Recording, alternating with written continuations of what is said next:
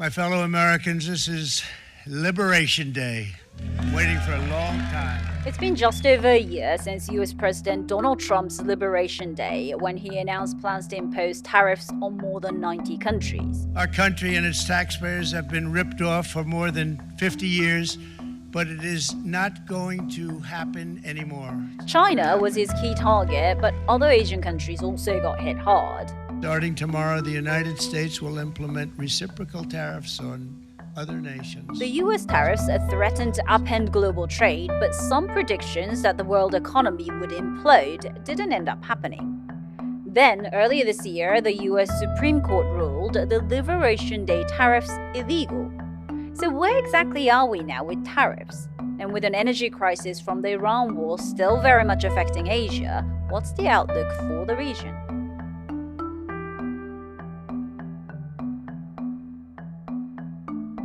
As always, I'm Mariko in Singapore, and this is Asia Pacific from the BBC World Service. Twice a week, we bring you Asia Pacific stories, unpacked by those who know them best. And today I have two guests who've been monitoring this tariff situation very, very closely. Deborah Elms is the head of trade policy at the Heinrich Foundation in Singapore, and Nick Marsh is a business reporter here who's been talking to businesses across the region about the impact of those tariffs. So welcome both.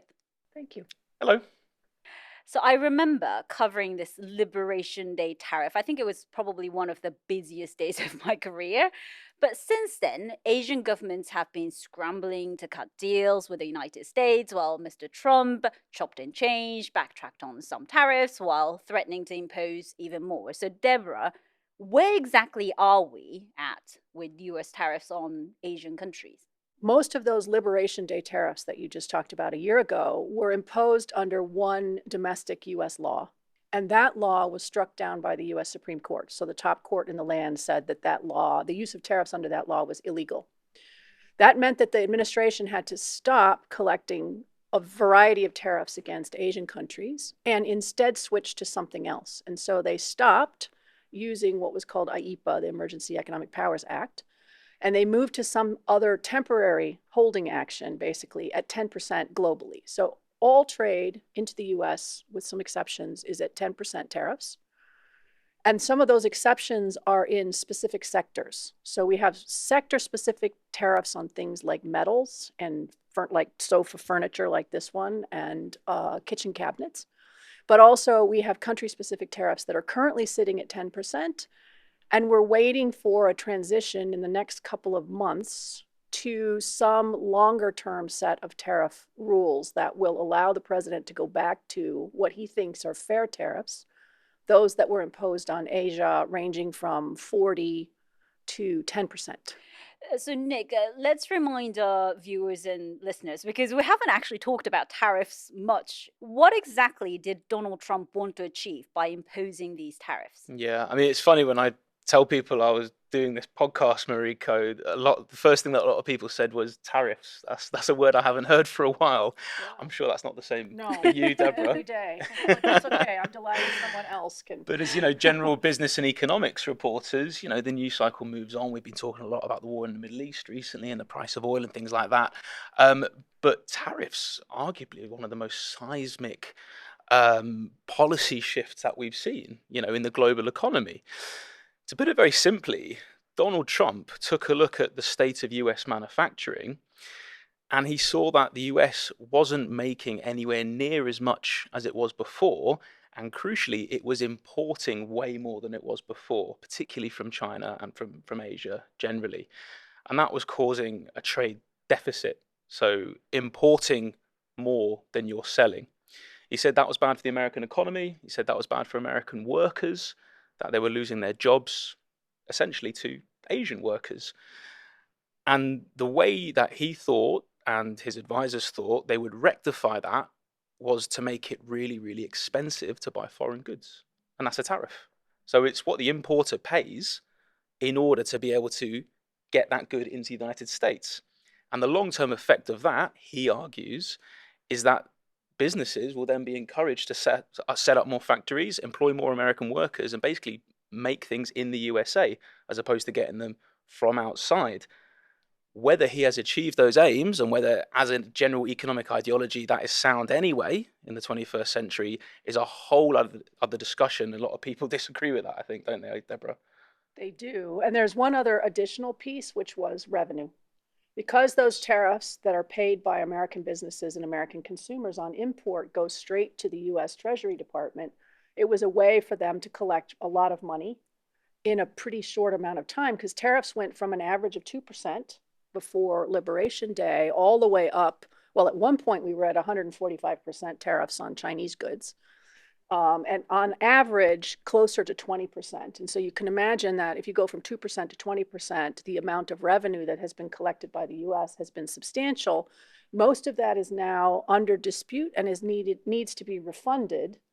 And the complexities of refunding, 150 plus billion dollars worth of tariffs is, you can imagine, occupying a huge amount of time and effort right now. How do you do that? How do you do that with interest? Who gets it? Who doesn't get it? It's a subject of lots of lawsuits. But in terms of the trade deficit that Nick talked about, that was kind of the pet hate of President Trump, wasn't it? And last year, US trade deficit against China fell by 30%, and the deficit was the smallest in around 2 decades. And also, I remember some Asian governments like Cambodia cutting tariffs on US imports to zero as part of their negotiation.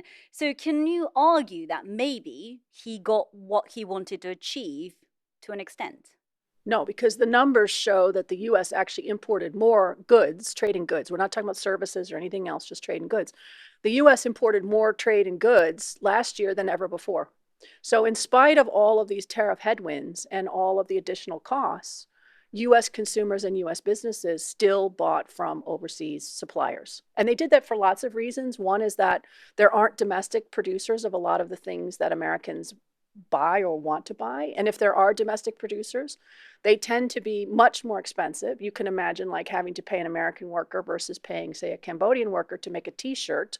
We're looking at wildly different costs of that t-shirt. And so the net result is Trump says that he has reset the global economy, which I think is true, actually. That part he succeeded. But where he has struggled is the getting more jobs, more domestic manufacturing. So what would it take for him to achieve that, to bring jobs back to the US, if not tariffs? I suppose you could use tariffs to get there, but they would have to be at a significantly higher rate, right? It would have to be so high that the producer of, sofas and t-shirts and microphones would say, we can no longer afford at 100% tariffs to import these. We will have to open up factories, and Americans will have to, as Trump himself said, be satisfied with a lot less, $2 instead of, I think he said $37 or something, right? Something. So you would have to, the trade-off is you would have to accept higher prices and less of lots of different kinds of things in exchange for having these jobs and this manufacturing takes place in the United States. This has been the big sticking point, really, because, in so many words, Donald Trump is trying to turn the clock back on 20, 30, 40 years of globalization and of outsourcing of jobs to less developed countries, and that includes China as well. And he fundamentally is asking the American consumer to pay more for goods that they have been accustomed to paying very little for a very, very long time, because somewhere the shortfall has to be made up, if the wages are higher, or he's asking the American worker to be paid less. That's a slightly reductive way of looking at it, but that is essentially where the tariff argument kind of ends up. Yeah, and that was the big warning, wasn't it, that this would feed into the cost of living crisis that American consumers are already feeling. I want to just go back on this US trade deficit against China, though. How did they manage to fall by 30%? What exactly happened there, Deb? Well, we'll be arguing about this for a long time to come. I'm sure there's PhD dissertations waiting to be written, but there's at least 3 explanations for what happened. One is that either Chinese firms stopped marketing to the US, because especially once tariffs hit 145%, again, it was temporary, but it was a headline figure. They stopped marketing, and or American firms simply stopped buying from China. So there is a certain amount of just reduction in demand both ways. The second is that a lot of things that used to be bought from China directly were now shipped to the United States and kept in inventory in the US. So a lot of, especially things like packages out of Shein and Temu, for lower price clothing used to be ordered directly from China and then air freighted to the US. And now they were sent by ship, offloaded into the US, and then distributed from the US. And so the figures again suggest we had a fair amount of that taking place in some sectors. And then the third thing is because there was an incentive at 145% for China and 20%, say, for Vietnam was the tariff on Vietnam, there was a lot of incentive for firms to say, let me use Vietnamese manufacturing as a location and then send to the US. Some of that's local Vietnamese investment. Some of that those are Chinese companies that have moved into Vietnam to make the thing that they then send to the US. So if you look at the numbers, the fall in demand US-China is largely offset by the rise in demand from ASEAN into the US. And so on balance, you've shifted the demand around, you've shifted those supply chains, but you haven't fundamentally reduced the demand in the US for these kinds of products that are supplied out of Asia. I remember there were so many warnings that these tariffs could completely upend the global economy, could result in job losses, and so on and so on. That didn't exactly happen, though, did it? And I was reading how global trade grew by almost 5% in 2025. So, Nick, why is that? Yeah, I mean, we were just talking about it very briefly before we started recording. Like, trade just does find a way. People need goods. People need to pay a certain amount for goods. So I'd say there were two things that have happened. The first thing is that, yes, what was previously made in China might now be made in Vietnam or Thailand or, depending what you're talking about, and then going to the United States. The second thing is that producers find new markets. There used to be a time when the United States was the most lucrative consumer market, the richest market, the most voracious market. It's a bit different now, I mean, obviously you've got Europe, but you've got the Chinese market itself. You've got Southeast Asia, which is developing and growing in population, growing in prosperity. People here need goods as well. So China may be selling less to the United States, but it's less reliant on the United States. It's selling to Southeast Asia as well. So while that market now becomes a bit of an issue, you're like, do we rely on selling to the US so much? What are we going to do about these tariffs, uncertainty? You say, well, where can I sell to? And that's kind of what's happened basically in the last year or so. And I guess this kind of coincided with this AI boom as well that we've been seeing in the stock market and everything. And I guess that kind of encouraged more trade as well, hasn't it? Yeah, exactly. Yeah. So, this region is a big manufacturer in electronics. You look at Malaysia, for example, big chip producer that sells to China, that then sells around the world. And there's lots of parts which cross borders several times before they end up in a final product. And like you say, with this huge investment, billions and billions, trillions being invested into AI, these chips need to be made somehow. Well, also I should note that the tariffs on things like semiconductors and electronics had not been raised. They have been maintained at or near zero. And so that has made it easier for trade to continue because we haven't had the same level of disruption in many parts of the AI and chips supply chains.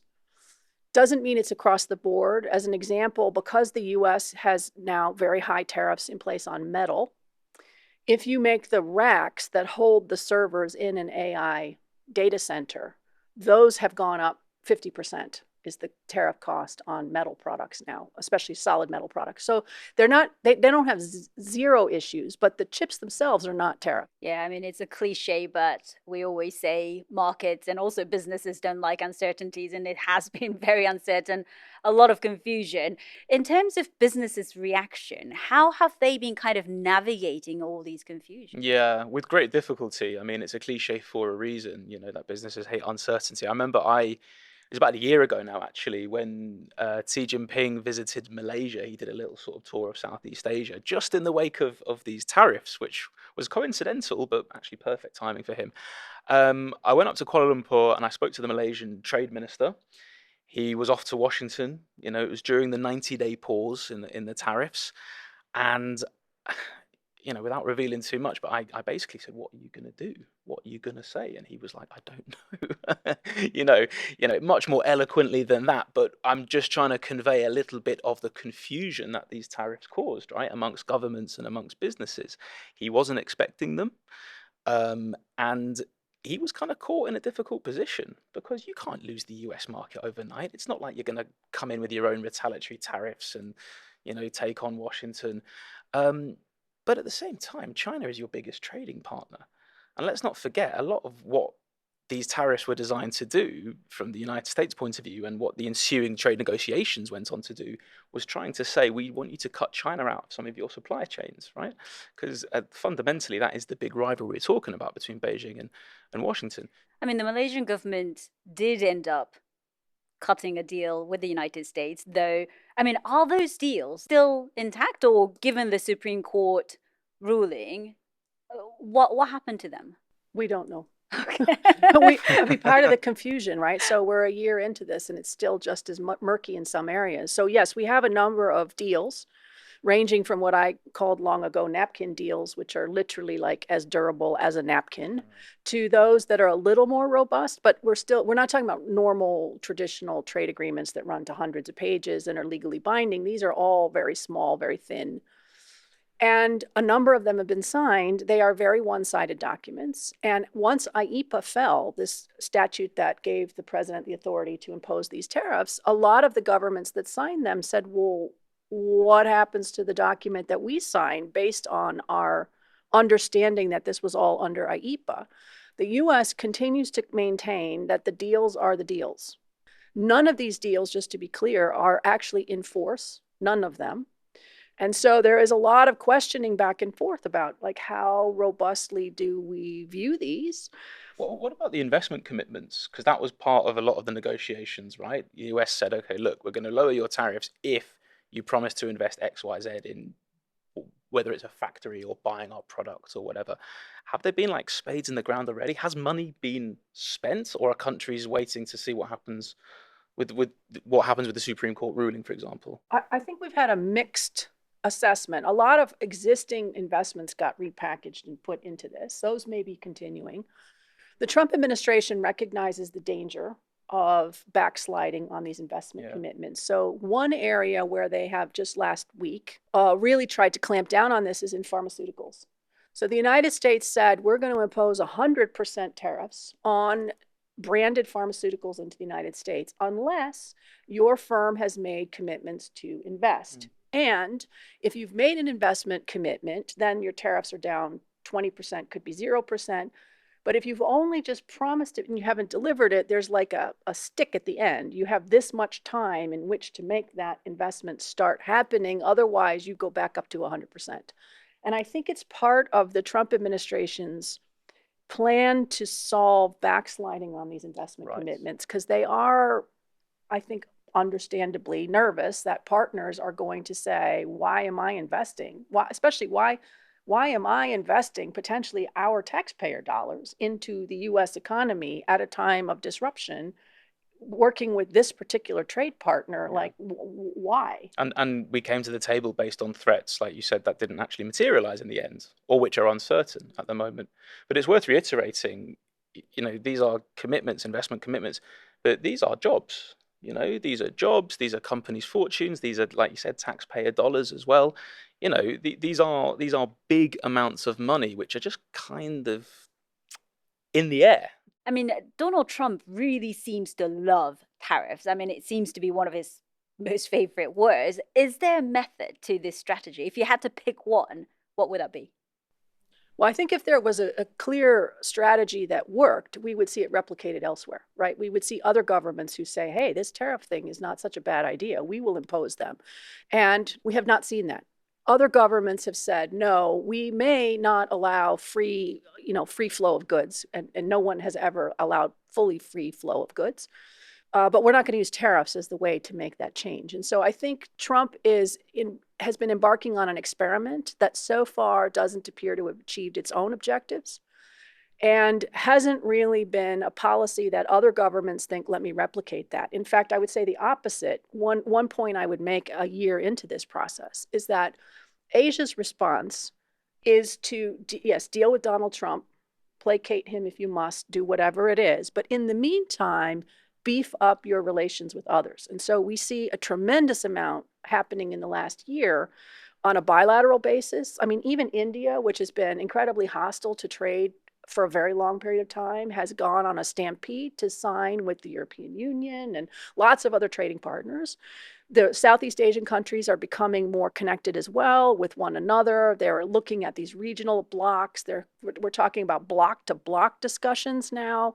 So I think there has been a lot of activity in the trade and economic space without the U.S., and sometimes without China, although that's a bit of a more blurry picture.